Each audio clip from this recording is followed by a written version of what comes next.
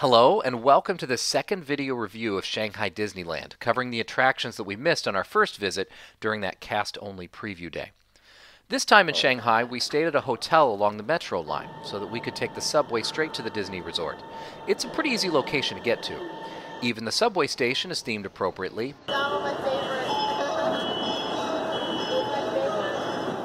but tastefully, so that it's not too gaudy or overdone, but it really fits in well with the other modern station designs. Once again, we managed to visit during a slightly chilly and drizzly day in the middle of the week, which kept the crowds at bay and allowed us to see everything we had missed the first time with practically no wait. Our first stop was the high-tech locker room near the entrance, which charges nothing for you to store your items. Now this was late November, so Christmas music was playing throughout the park, and Mickey Avenue was well decorated for the season.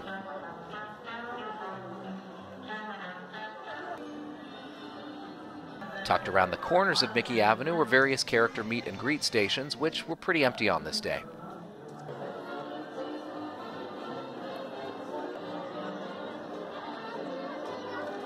Now, as we learned from our last trip, Remy's Patisserie is a surprisingly inexpensive spot to grab a quick breakfast or snack to start off the day.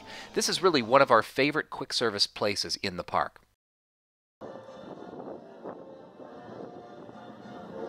After poking around the nooks and crannies of Mickey Avenue, I also discovered what I presume to be the entrance to Club 33, Shanghai's version of the highly secretive, exclusive club that originated at Disneyland in California. Sadly, they wouldn't let us in. So we had to settle for our own private meal of waffles and ice cream at House of Waffles, a charming little Venetian-themed ice cream shop just around the corner. The ice cream and toppings came separately, allowing you to customize your waffle just how you like it. Now in part 1, I talked a little bit about the Gardens of Imagination. Here, I'm presenting a little more footage so you can see more of the features and scope of this part of the park. The carousel is on the east side, and the Dumbo ride spins on the west side. Now, this part of the gardens has murals of the entire Chinese zodiac, represented by different Disney animal characters from their movies. Vic and I are both horses, so we had to get a shot with Maximus from Tangled. One of the really nice features of the new castle is a permanent stage in front for shows and performances, but that stage doesn't actually block the castle entrance, and it provides plenty of dedicated standing space for viewing. The stage and moat has some great stage tech built right in, such as moving, synchronized water jets and platforms that raise and lower show elements to and from the stage. The show that we saw this day was a whirlwind musical number through Disney's most popular animated movies. And I was really impressed at how they also incorporated Chinese themes pretty seamlessly into it to give the entire performance a real Chinese feeling, integrating the culture that they're catering to here in Shanghai. Our first stop on this day was to Treasure Cove to catch the Captain Jack Sparrow stunt show, which was closed the first time we came. This here is the pre-show area.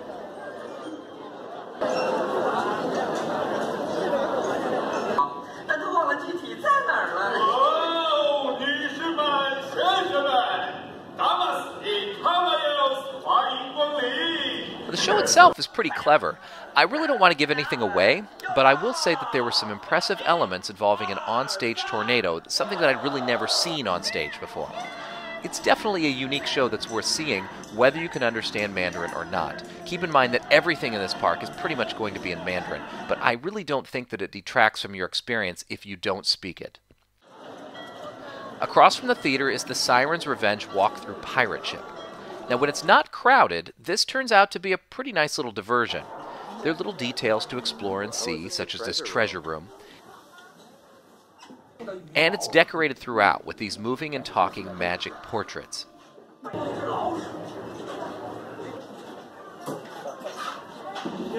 I would liken this experience to the fort on Tom Sawyer's Island at Disney World. Got it.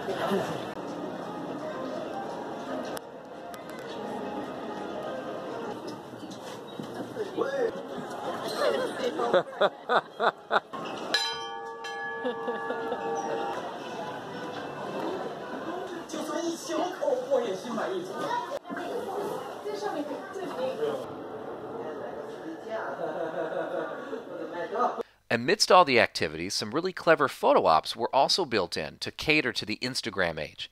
And you can walk all around the deck of the ship, which provides some great views across the bay. Now on to Barbosa's Bounty, which is now officially our favorite counter service restaurant in the entire park.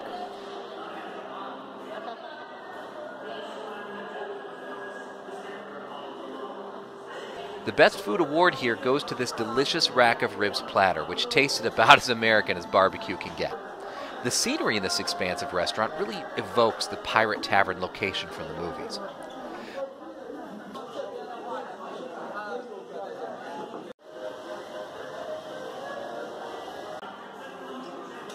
But I'll tell you, we were pleasantly surprised to find that the back of the restaurant opens up into the Pirates of the Caribbean ride itself, in a moody sort of outdoors as indoors seating, where you can watch the boats full of tourists go by. We loved this place so much that we actually came back again for lunch the next day. It really has our vote as one of the most fun places to eat in the entire park. You really can't miss it. And also, it's not expensive. If you go to Disneyland, you want to sit and eat in the Blue Bayou, you're going to pay quite a bit of money for that atmosphere, and here you really get it for free. Now, even though Christmas isn't celebrated as a proper holiday in China, there were still some holiday offerings in the gift shops for the season. Next, we moved on to Adventureland and their Roaring Rapids ride, which was finally open after the delays and problems during the opening weeks. And I have to say, I was a bit disappointed by this one. I didn't get too wet, and while it went pretty fast, there just wasn't a lot going on. Even the giant cave creature animatronic that you go into at the middle of the ride, it stood motionless for us. Sadly, I feel like this one is pretty skippable. But then again, I feel about the same way about its sister ride in Animal Kingdom, so your mileage may vary. Soren Over the Horizon is basically like Soren in the other parks, except of course this one has a mythical Incan backstory to your trip around the world. If you like these rides, you'll like this one too. But again, I don't really feel like it's worth the insane 3-hour wait times. Now in the previous video, I said that I figured that the Explorer Canoes attraction must be on tracks, but I'm happy to report that it's a legitimate canoe ride around the lake, where everybody paddles. A cast member at the back steers to make sure you don't run into anything, and that's pretty much it. There are no surprises, no narration from the cast member in front, but it's a nice little canoe experience for those who've never done anything like this before. You know, the purpose of a theme park, I feel, is to give its guests new experiences, so in that regard, I think this attraction hits the mark. But the one attraction I was most excited to experience in Adventureland was the challenge courses at Camp Discovery. Now, these are so popular and unique that there's always a long line, but if you're smart, you'll skip the queue for the lockers, which is the long line, and head straight for the entrance. The lockers are there to stash all the stuff that they won't let you take in, which is pretty much everything. I mean, that includes your bags and even cell phones. So do what I do and leave it all with a pregnant lady who will wait for you at the end. After waiting in line, they hook you up to a harness that hangs from a track above you the entire time, which allows you to safely cross the obstacles without the fear of falling to your death. After climbing some stairs, you're presented with the choice of 4 different trails to choose from, all of which they reassured me were equally fun. Each course takes you on a different route around the mountain through slightly different obstacles. And each obstacle typically has 3 different versions. There's an easy version, a standard version, or a hard route, which you choose just by pulling your harness to the appropriate track. It's really an ingenious system.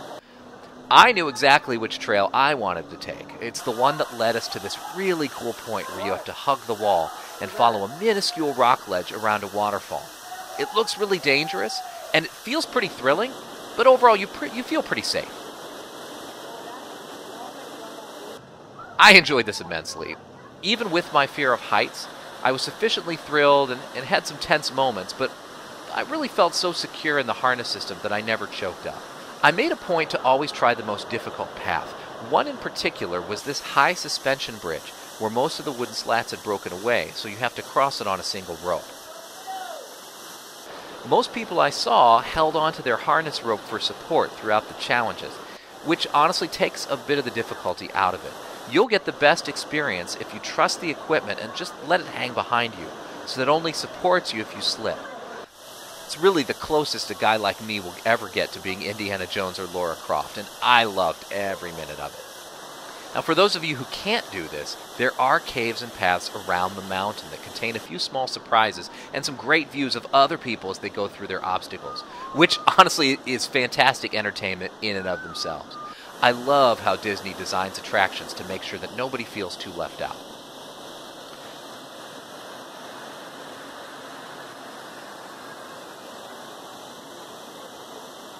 Let's move along to a more grounded walkthrough in Fantasyland, the Alice in Wonderland Hedge Maze on the castle grounds. Ingenious design here gives all the guests walking around the castle a clear view down into the maze itself, which is built below the ground level. You enter the first part of the maze through one of 3 magical doors, which is clearly a clever crowd control technique to get people started out down different paths. The first section is overgrown and dead, with interesting elements and photo ops. It's meant to feel a little depressing and spooky. You'll end up passing through a cool cave that feels like it passes underneath the castle itself to the other side, into the more vibrant and colorful world of the Queen of Hearts. Like the Sirens' revenge ship, the purpose of this attraction is to give you a fun place to explore and take pictures. There's hardly a direction you can turn that isn't photogenic in some way. The Hedge Maze has a map and some directions, but in reality it isn't the kind of maze you're going to get lost in. As long as you keep moving in the general direction forward, you'll quickly arrive at the Mad Hatter's Tea Party at the end. It wasn't terribly crowded for us on this day, so we took a bunch of photos and played with some of the items on the table, and just basically admired the scenery for a while before exiting. This is just a nice little attraction that's something different for everyone to enjoy, and there seems to be more of these types of attractions at this park than any other Disney parks I've experienced. I think it helps disperse the crowds and give the family something they can do in between waiting for the main attractions. It also helps give Shanghai Disneyland a real sense of place, which I think it does a little bit better than the other Disney parks I visited. Next up is the Voyage to the Crystal Grotto, which was closed the last time we came here. This is a fun boat ride through a series of hidden waterways at the edge of Fantasyland by the castle. I thought of it as a jungle cruise without jokes, and instead of seeing animals, you float leisurely around outdoor scenes from Disney's most popular animated features. They spring to life and move in time with the music as you pass, each one putting on a little show. It's even more impressive as night falls, where the scenery is more dramatically lit. The journey culminates into the Crystal Grotto itself, which is a hidden cave under the castle that the boat passes through before you arrive full circle where you got on. This was a fun experience. It was leisurely, but again, I'm impressed with the way that Disney incorporated so much into and around the castle. Between this magical grotto ride, a castle walkthrough, the hedge maze on the castle grounds, and the stage out in front, the castle becomes a more mysterious, magical centerpiece for the park, with its own complicated story and implied secrets. And with that, I believe I've covered all the new attractions at Shanghai Disneyland. If you liked this video, please be sure to check out part 1.